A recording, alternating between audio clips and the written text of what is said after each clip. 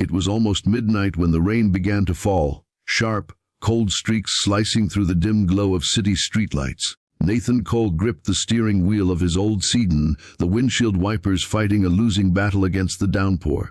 His 10-year-old son Oliver slept soundly in the back seat, a small backpack resting on his chest. They were heading home from Nathan's second job, cleaning offices at night to make ends meet. He was exhausted, but when he saw the flashing hazard lights near the corner of Brighton Avenue, he slowed down instinctively. There, standing unsteadily beside a sleek black Mercedes, was a woman in a soaked designer dress and high heels, her hair plastered to her face. She was trying to open her car door, but her keys kept slipping from her trembling hands.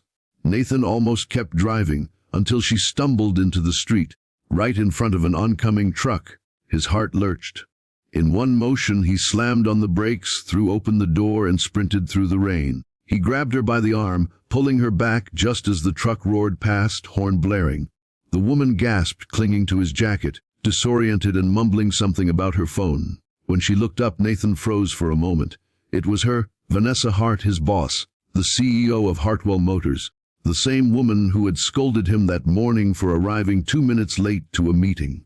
The same woman whose perfectionism made everyone walk on eggshells around her. And here she was, drenched, trembling, smelling of whiskey, her eyes wide and frightened like a child's. If you believe in kindness, second chances, and humanity even when no one's watching, take a second to like, comment, share, and subscribe to Kindness Journal. Your support helps us spread true emotional stories that restore faith in people. Nathan didn't say a word as he led her back to his car. Vanessa muttered something about calling a driver, but her words slurred into nonsense. He helped her into the passenger seat and covered her with his worn-out jacket. Oliver stirred in the back seat, blinking sleepily. "Dad, who's that lady?" he asked softly. Nathan smiled faintly. "Someone who needs a little help tonight, Buddy." When they reached her address, an elegant mansion on the edge of town, she could barely walk. Nathan carried her umbrella, guiding her carefully up the marble steps. Her eyes were glassy but grateful. You shouldn't have," she murmured, before collapsing onto the couch. He turned off the lights, made sure she was safe, and quietly left. He didn't expect her to remember. People like Vanessa lived in another world, where kindness was a press release, not a way of life. He knew that come morning, she'd return to her sharp tone and dismissive eyes, pretending the night never happened. But he was wrong. The next morning, as Nathan entered the Hartwell Motors lobby, the air was unusually tense. Whispers followed him as he walked toward the maintenance desk. Then the elevator doors opened, and out stepped Vanessa. She looked different today, composed, yes, but her gaze was softer, her voice lower. "Mr. Cole," she called out. Every head turned. Nathan stopped, uneasy. "Mum."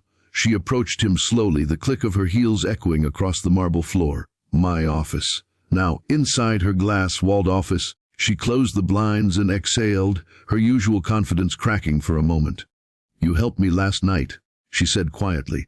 "You didn't have to. You could have left me there, but you didn't." Nathan hesitated. "Anyone would have done the same." She shook her head. "No, not anyone." Her eyes softened, truly seeing him for the first time. "You saved my life, Mr. Cole, and I don't even remember saying thank you." He didn't know how to respond. He simply nodded, murmuring that he was glad she was safe. She studied him for a long moment before asking, "You have a son, don't you?" "Oliver." Nathan blinked. "How do you?" "I checked your file," she admitted. "You've been working double shifts, maintenance by day, janitorial by night. I never noticed before." For the first time, she smiled, a real one, fragile but sincere. "I'm sorry for how I've treated you. I was blind." The rest of the day felt surreal. Word spread through the company that the CEO herself had invited the maintenance worker into her office. Some said Nathan was getting fired, others whispered he'd saved her from something dangerous. By lunchtime, Vanessa had ordered a full-paid day off for Nathan, insisting he take Oliver somewhere nice. But Nathan couldn't shake the memory of her trembling in the rain. Something about that night told him her pain wasn't just alcohol. It was loneliness. The kind of loneliness that came when success built a wall around your heart. The next day, Vanessa appeared in the garage, the one Nathan managed on weekends. She wore jeans and a plain white blouse, her hair tied back. "Need a hand?" she asked, startling him. He wiped the grease from his hands, puzzled. "You're serious?" She nodded. "You helped me when I was falling apart. Let me help you keep things together." Over the next few weeks, something beautiful began to unfold. Vanessa started spending time at the garage, not as the CEO, but as Vanessa, the woman rediscovering her heart. She brought coffee, cleaned tools, and listened to Oliver's endless stories about cars and superheroes. The boy adored her, called her Miss V. Nathan tried to keep his distance, but he couldn't deny the warmth that her presence brought. One afternoon, Vanessa confessed the truth. "The night you found me," she said, "sitting on a toolbox, I wasn't just drunk. I was trying to forget that I'd just lost my father. We fought before he passed, and I never said goodbye." Her voice cracked, tears filling her eyes. "You pulled me out of more than just a street, Nathan. You pulled me out of a dark place I didn't think I could escape." Nathan felt his throat tighten. "You're stronger than you think, Vanessa." She smiled weakly. "No. I just met someone who reminded me what strength really looks like." Their connection deepened with each passing day. Vanessa found joy in small things again. The smell of engine oil, Oliver's laughter, Nathan's quiet jokes. She began using company funds to start a program called Hartwell Hearts, offering single parents job flexibility and scholarships for their children. When she announced it, she credited a man who believed in kindness when no one was watching. That man, standing in the back of the hall, tried not to cry. But life, as always, wasn't done testing them. A week later, Nathan was offered a position in another city, better pay, better hours. It was the chance he'd prayed for, but it meant leaving behind the woman who'd changed his life as much as he'd changed hers. The night before his decision, Vanessa came to the garage one last time. The setting sun painted her face in amber light. "So," she said softly, "you're leaving." He nodded.